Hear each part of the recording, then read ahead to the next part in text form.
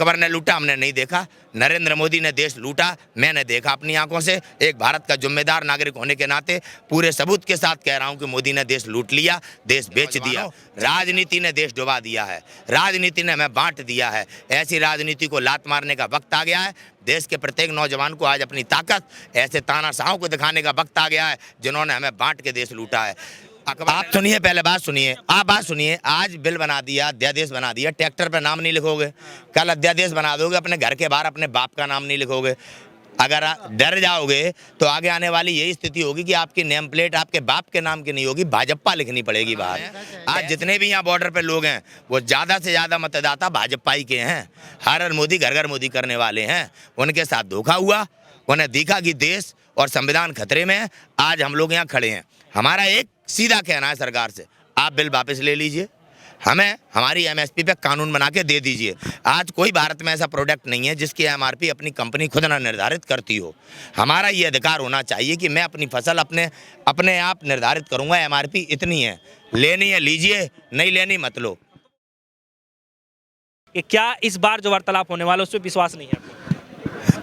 वार्तालाप का सरकार अपनी तरफ से खान पूर्ति कर रही है। सरकार की मंशा साफ है। क्या मतलब है कि कितनी वार्ताएं हो चुकी हैं, आप देख रहे हो। 5 वार्ताएं पहले हो गई, विफल हो गई। बिल बनाने में समय नहीं लगा, बिल बना के पेश कर दिया, देश पे ठोंप दिया। गैर संवैधानिक तरीके से बिल बना है। ना संसद में चर्चा, ना राज्यसभा में चर्चा, कोई मौका नहीं। केवल एक उन्होंने अंबानी अडानी के सीए ने बना के दिया, मोदी ने पास अध्यादेश के नाम से पास कर दिया। हम यहाँ पे बिल वापस कराने आए हैं। अगर बातचीत इसी बिना पे हम करने जा रहे हैं, हमारी तरफ से स्टैंड क्लियर है कि बिल वापस करिए, एमएसपी हमारी निर्धारित करिए, कानून बनाइए।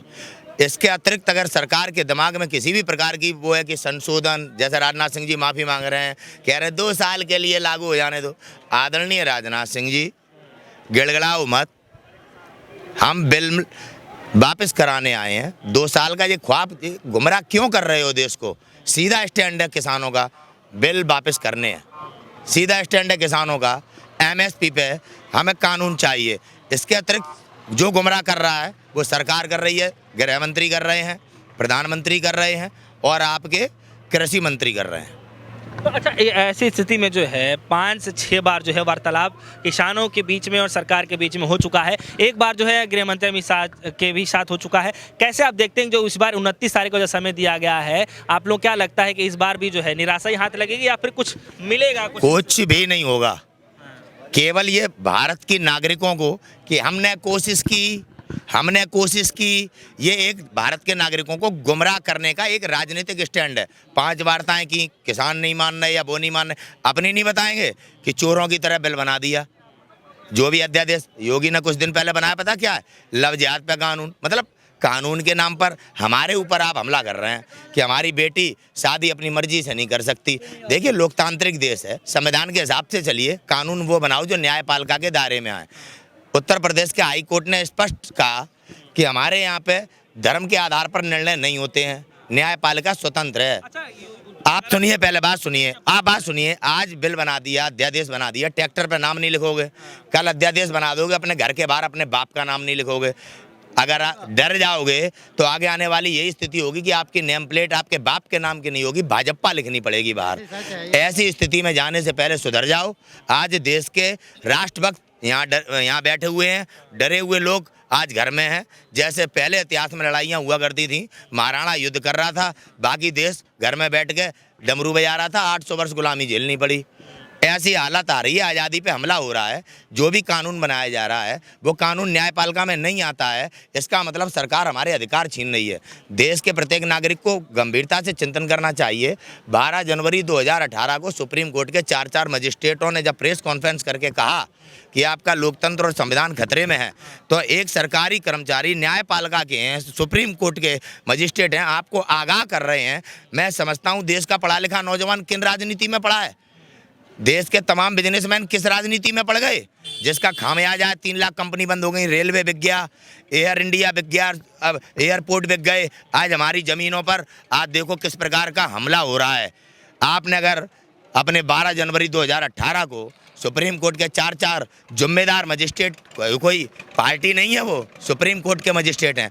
उनकी बात को नज़रअंदाज करने का परिणाम है आज जितने भी यहाँ बॉर्डर पे लोग हैं वो ज़्यादा से ज़्यादा मतदाता भाजपा के हैं। हर हर मोदी घर घर मोदी करने वाले हैं। उनके साथ धोखा हुआ, उन्हें दिखा कि देश और संविधान खतरे में है।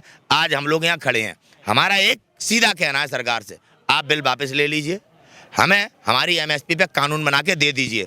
आज कोई भारत में ऐसा प्रोडक्ट नहीं है जिसकी एमआरपी अपनी कंपनी खुद ना निर्धारित करती हो। हमारा ये अधिकार होना चाहिए कि मैं अपनी फसल अपने आप निर्धारित करूंगा। एमआरपी इतनी है, लेनी है लीजिए, नहीं लेनी मत लो।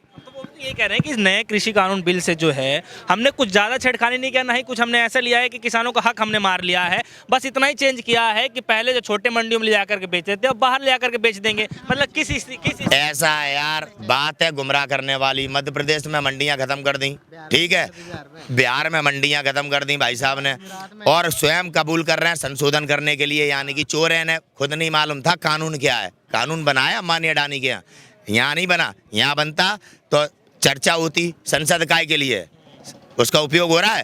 कोरोना के नाम पे आपने संसद बंद कर दिया क्योंकि लोग सवाल पूछेंगे, जनता जान जाएगी। और आप जा रहे हैं कहाँ, रैलियां कर रहे हैं। आप 18 घंटे क्या काम करते हैं कि देश को बर्बाद कैसे करना है। आपका 18 घंटे का काम, हमारे कितने किसान शहीद हो गए, कितने किसान शहीद हो गए। उन किसानों के विषय में आज तक बात की। आप हमें आतंकवादी कह दो, खालिस्तानी कह दो। इस प्रकार से जब एक राजनीतिक दल, वो राजनीतिक दल जो अपने आप को देश में सबसे बड़ा राजनीतिक दल है, उसके नेता देश के अन्नदाता से इस प्रकार की टिप्पणी करें कि वो आतंकवादी हैं, खालिस्तानी हैं, अपने चरित्र कभी नहीं देखते ये लोग।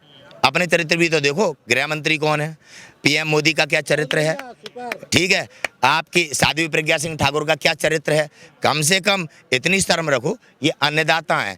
आपने अन्नदाता का अपमान किया, रिएक्शन आपको मिलेगा। बच्चा आज अगर प्रधानमंत्री का अपमान कर रहा है, इसके जिम्मेदार प्रधानमंत्री हैं। देश का गोदी मीडिया है जिसने आज तक ना प्रधानमंत्री से, ना गृह मंत्री से, ना रक्षा मंत्री से जो किसानों का बेटा है, और ना कृषि मंत्री से जो हमारे किसान मरे हैं उनके बारे में सवाल नहीं पूछा कि जो ये किसान मरे हैं ये आतंकवादी हैं या खालिस्तानी हैं।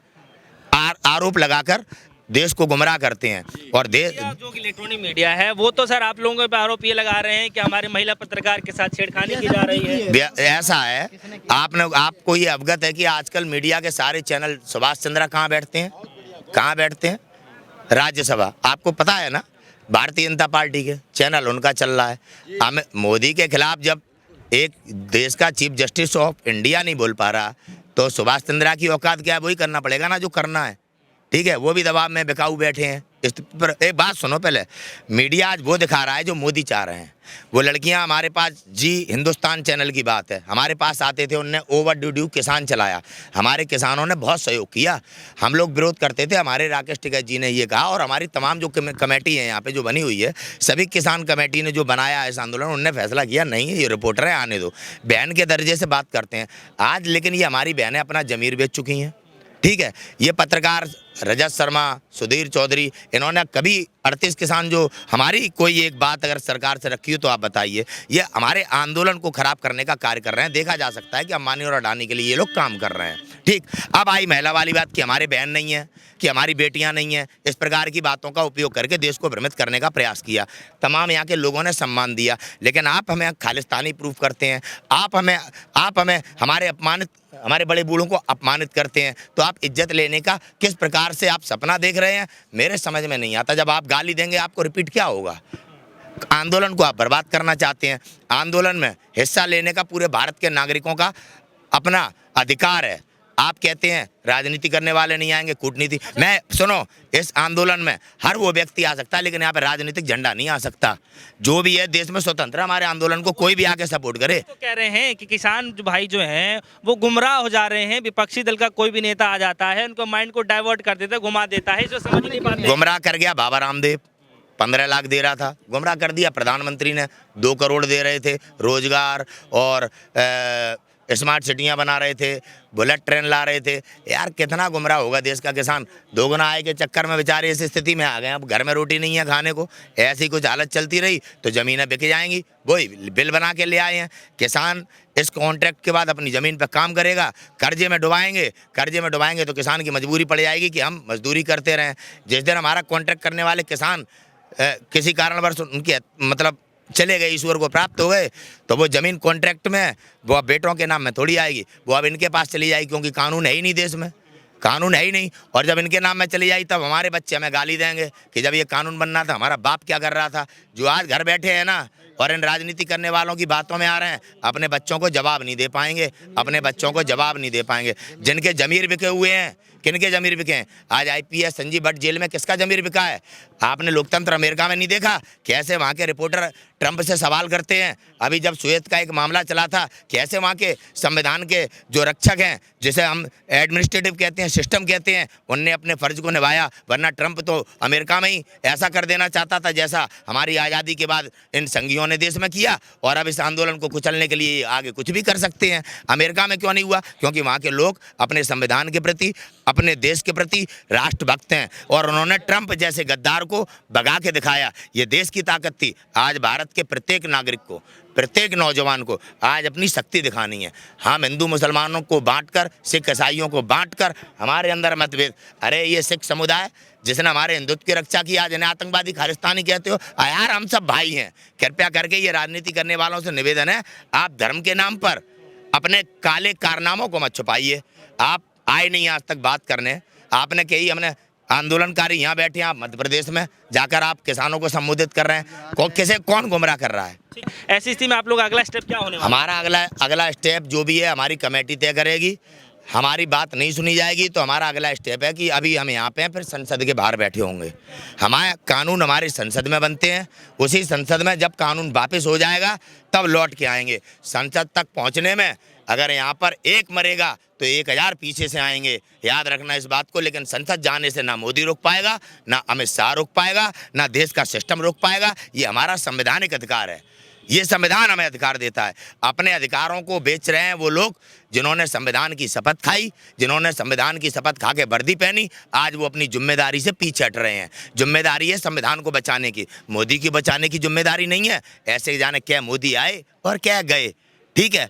आज सिस्टम को तय करना है। जैसे 4 मजिस्ट्रेटों ने अपनी जिम्मेदारी निभाते हुए ये देश को बताया आपका संविधान खतरे में है। आज जो हमें नजर आ रहा है, आज देश के उत्तर प्रदेश से काफ़ी सारे न्यूज़ खबरें आ रही हैं कि बहुत सारे किसान आना चाहते हैं लेकिन उन पर FIR लॉन्च कर दिया गया है, आ नहीं पा रहे हैं किसी वजह से।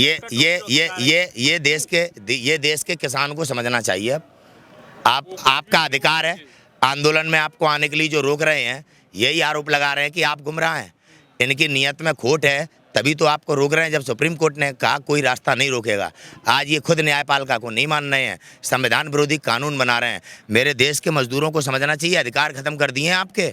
आप मजदूर नहीं गुलाम बना दिए हैं इन्होंने अध्यादेश बना के।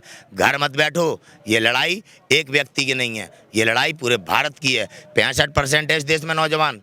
राष्ट्रहित और देशभक्ति के नाम पर जो नौजवान 2019 में पहला मतदाता बना था, पहली बार मत डालने वाला, उसने मोदी को दिया था वोट। उनने मांगा था राष्ट्रवाद के नाम पे, देश हित के नाम पे। अगर आप अपने वोट की जिम्मेदारी निभाना चाहते हैं तो आज अपने देश की राष्ट्रभक्ति करो, किसी व्यक्ति की नहीं। आज देश आपके सामने है और व्यक्ति आपके सामने है। आप चुनो, आप राष्ट्रभक्त हो या एक व्यक्ति जिसने देश बेच दिया और आज आपकी ज़मीनों पर, आपके तमाम अधिकारों पर हमलावर है, आप उसके साथ हैं। आज आपको तय करना है देश के नौजवानों।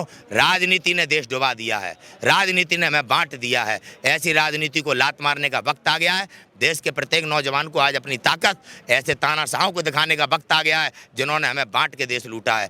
अकबर ने लूटा, हमने नहीं देखा। नरेंद्र मोदी ने देश लूटा, मैंने देखा अपनी आंखों से। एक भारत का जिम्मेदार नागरिक होने के नाते पूरे सबूत के साथ कह रहा हूं कि मोदी ने देश लूट लिया, देश बेच दिया। जाग जाओ, भारत को बचाओ। तमाम क्रांतिकारी ऐसे हैं जो हिंदू थे जिन्हें जिंदा दफना दिया गया।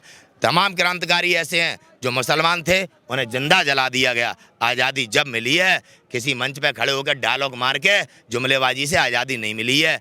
इतना कठिन परिश्रम आज़ादी से में जो लड़ाई में जो हमारे बलिदान क्रांतिकारी हुए, उनका बलिदान व्यर्थ नहीं जाएगा। ये आज़ादी नहीं छीनने देंगे, आज़ादी नहीं छीनने देंगे। संविधान विरोधी कानून इस देश में स्वीकार नहीं किए जाएंगे।